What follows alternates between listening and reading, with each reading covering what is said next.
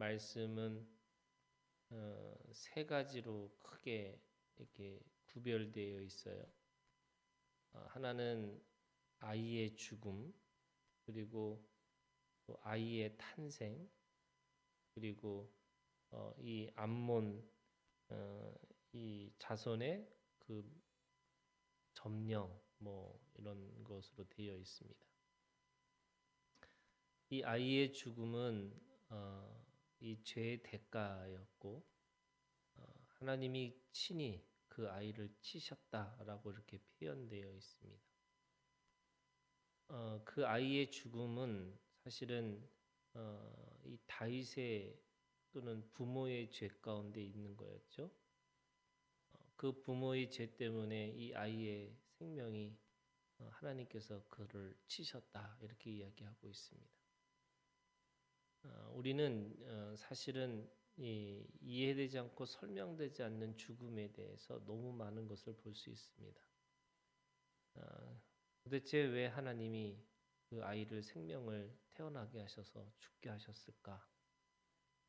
그것은 사실은 우리가 여러 가지로 설명할 수 있고 또 오늘 이 말씀처럼 이 부모의 죄의 대가라고 이야기할 수도 있는 거죠. 그러나 예수님이 우리 가운데 오시고 나서 그 모든 이 죄의 대가는 끝났다라고 이야기하셨고 살아서 믿는 자는 영원히 죽지 않고 우리가 하나님의 생명을 가진다라고 말씀하셨고 그 죽은 자는 다시 예수 그리스도 안에서 다시 살아날 것이다 이렇게 말씀하셨어요. 더 이상 그 죽음은 누구의 죄 때문에가 아니라 사실은 인간의 죽음, 이 육신의 죽음을 이야기하는 뿐이지 그 죽음을 어떤 죄의 대가로 이야기할 수 없습니다. 그럼에도 불구하고 지금 오늘 이 말씀은 그 아이의 생명을 하나님께서 치셨다 이렇게 말씀하셨어요. 그 부모가 가지고 있는 그 죄, 그 죄에 대해서 아주 분명한 회개가 있다 할지라도 이 죄의 대가를 아주 인생의 시간 속에서 톡톡하게 아주 그냥 혹독하게 그거를 경험하게 하시는 거죠. 그러나 그 혹독한 이 아이의 죽음을 통해서 다윗은 그걸 순순히 받아들이고 인정하고 있습니다. 오늘 이 말씀에 보니까 그 아이가 앓기 시작했을 때부터 다윗은 금식하며 기도했죠. 그러다 그 아이가 죽고 나니까 일상으로 돌아갑니다. 사람들은 의아해했죠. 아이가 살았을 때 저렇게 열심히 그 기도하고 또 그렇게 상심했는데 그 죽었을 때 얼마나 더 상심할까라고 걱정했는데 오히려 다윗은 더 꿋꿋하게 오히려 더 일상의 삶으로 돌아가는 것을 볼 수가 있습니다. 다윗은 분명하게 알고 있었죠. 그게 자신의 죄인 것을. 그리고 그 죄에 대해서 오늘 우리가 읽은 이 역사서에서는 그거를 뼈저리게 경험한 것을 고백하고 있지는 않습니다. 그냥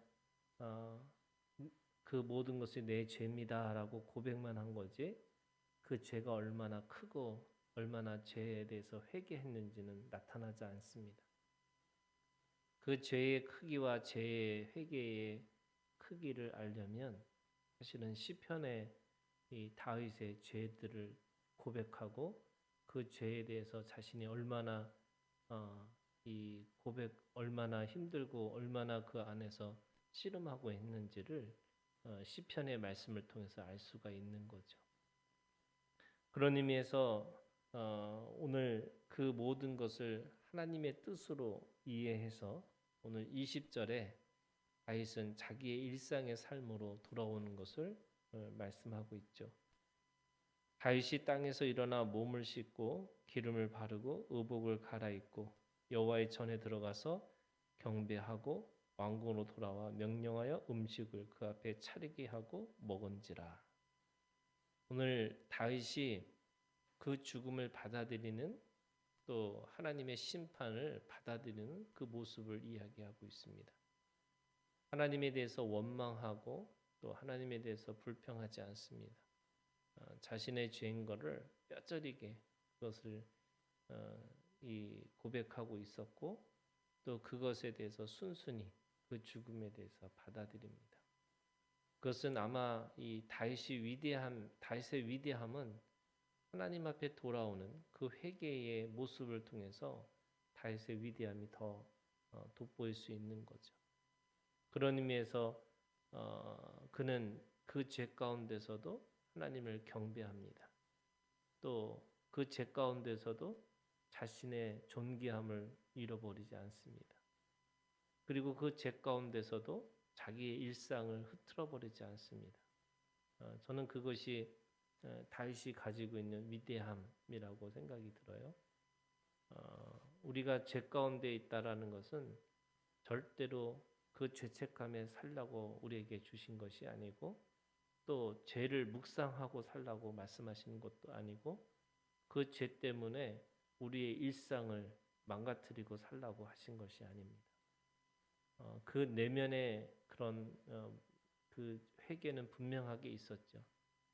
그것이 시편 51편에 보면 아주 그것에 대해서 아주 분명하게 드러내 있습니다. 그럼에도 불구하고 그는 다시 왕의 자리에 서서 그 왕의 모습을 잃어버리지 않고 왕으로서 살겠다고 하나님 앞에 돌아서서 그렇게 삽니다. 그랬더니 24절, 25절 솔로몬을 낳는 거죠. 이 솔로몬이라고 하는 의미는 화평의 평화의 의미가 있습니다. 다윗의 전쟁을 의미한다면 솔로몬은 평화를 의미하고 있는 거죠. 그런 의미에서 이 죄를 통해서 회개하고 그 죄를 회개했더니 하나님께서 그 마음에서부터 평안을 이루게 하신 거죠. 그래서 그의 아들 이름을 솔로몬이라고 얘기합니다. 그랬더니 25절에 선지자 나단을 보내 그의 이름을 여디디아라 이렇게 두 번째 이름을 주십니다. 부르기는 하나님 앞에 평안을 얻었기 때문에 솔로몬이라고 했지만 이 나단 선지자를 통해서 하나님이 주신 그 하나님으로부터 받은 평안이라는 의미가 뭐냐라고 하면은 여호와께 사랑을 입었다라는 뜻의 의미가 여디디아라는 이름입니다. 그러면 그 여디디아라고 하는 것은 하나님으로부터 이제는 돌려졌던 얼굴이 하나님이 외면했던 그런 얼굴이 이제 다시 이 다윗을 향해서 얼굴을 돌리고 사랑하겠다라고 하는 의미로 그렇게 이해할 수 있습니다. 그 죄의 끝은 사실은 하나님은 우리에게 사망과 절망을 주시고자 하는 것이 아니라 결국 그걸 통해서 하나님 앞에서 다시 사랑하기를 원하시는 것이 하나님의 궁극적인 목적이라고 이야기할 수 있죠. 그런 의미에서 이 다윗의 왕국의 끝은 사실은 솔로몬의 왕국으로 온전해지고 완성될 수 있을 것이다. 이렇게 말씀하고 있습니다. 그러면서 26절부터 31절까지는 그 요압 장군을 통해서 그 암몬 자손의 그 랍바를 쳐갖고 그 성을 점령하는 이야기를 담고 있죠. 이 요압은 아주 충성스러운 장군의 이미지로 마지막 성을 그 다윗에게 맡깁니다. 그리고 그 다윗에게 그 진정한 하나님의 왕권을 보여주라고 이야기하고 있는 거죠. 그런 의미에서 요압은 굉장히 충성스러운 장군이라고 할 수 있습니다. 그렇지만 이게 이제 11장에서 그 어떻게 보면 우리야 장군을 죽였던 이 요압이었고, 그리고 그 속에서 그 성을 차지하면서 했던 모든 것에 대해서 하나님은 또 하나님의 나름대로의 그 안에서의 하나님의 계획하심과 인도하심이 그 안에 분명하게 있는 거죠. 그래서 11장의 우리아의 죽음을 거꾸로 그 죽음으로 다시 그들을 치시면서 마무리하고 있는 거고요. 또 회개의 결정은 그 회개의 모든 결과 속에서 하나님의 심판을 또 그렇게 보여주고 있습니다. 그런데 오늘 이 말씀을 잘 보면은 사실은 30절, 31절에 이 다윗의 행동을 통해서 과연 이것이 옳은 건가라고 생각해 보는 문제들이 있는 거예요. 다윗이 그 성을 하나님의 이름으로 심판했지만 그 30절에 보면은 그 왕관을 가져와서 그 중량이 금 1달란트라 다윗이 자기의 머리에 쓰니라.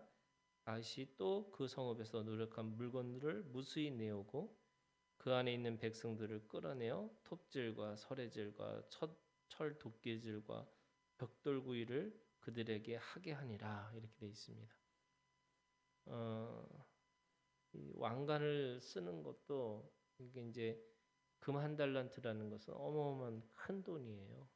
그래서 그거를 왕관으로 쓰고 있는 모습이고, 또 그들을 아주 부당하게 너무나 아주 이 진멸 전쟁이라고 하는 게 아니라 더 아주 혹독한 그들의 심판들을 하고 있는 모습을 보면, 사실은 이 다윗의 왕국도 예수님의 하나님의 나라라고 하는 하나님의 왕국에 비교해 보면 인간이 가지고 있는 한계, 인간이 가지고 있는 그 교만이 그 안에 분명하게 있었던 거죠.